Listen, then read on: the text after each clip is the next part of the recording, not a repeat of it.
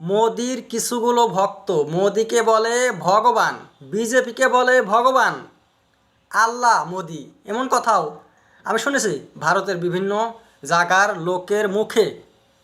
অটল বিহারীও প্রধানমন্ত্রী ছিল বিজেপি থেকে, কিন্তু তাকে কেউ ভগবান বলে নাই। ভগবানকে ভগবান একজন পাওয়ারওয়ালা হতে হবে, যে সৃষ্টি করবে, মৃত্যু দিবে, তারপরে সৎ হবে ভগবান, দয়াবান হবে। কিন্তু মোদি একটা চোর, ভোট চুরি করে চণ্ডীগড়ে মিথ্যা কথা বলে বলে বিদেশ থেকে কালা ধন ঘুরিয়ে আনবে, কিন্তু ব্যান করলো নোট, অনেক লোক মারা গেছে, একটা কথা বলে নাই। মোদির অন্তরে একটা দয়াও হয় নাই এই মানুষদের উপর যারা মরে গেল লাইনে দাঁড়িয়ে এটিএমের। স্মৃতি ইরানি একটা হায়ার সেকেন্ডারি পাস লোক, তাকে বানিয়েছিল মোদি ভারতের শিক্ষামন্ত্রী। তো ভগবানের তো জ্ঞান থাকতে হবে, তো মোদির কোথায় জ্ঞান আছে? আর ইরানি খালি হায়ার সেকেন্ডারি পাস তা না, ডিগ্রিও চুরি করছিল।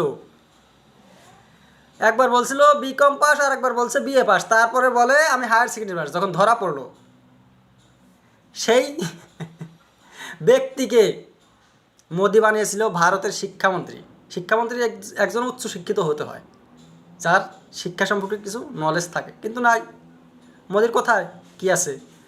আর চেহারা থাকতে হবে সাফ পরিষ্কার, চেহারার সাথে মাইন্ডের সাথে কানেকশন আছে।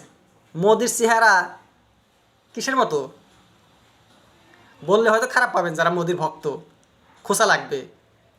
মোদির যে চেহারা এমন নিকৃষ্ট, একদম নিম্ন শ্রেণীর, মেন্টাল দিক দিয়ে, স্পিরিচুয়াল আধ্যাত্মিক দিক দিয়ে যদি বিচার করা যায়, নিম্ন শ্রেণীর ব্যক্তি হয়েছে মোদি। কাজেই ভোট দাও মোদিকে, দাও, গণতন্ত্র, পার্টি করো, বিজেপি করো, কিন্তু এই যে ভগবান, এটা তো তোমরা অনেক বড় পাপ করছো, পাপ।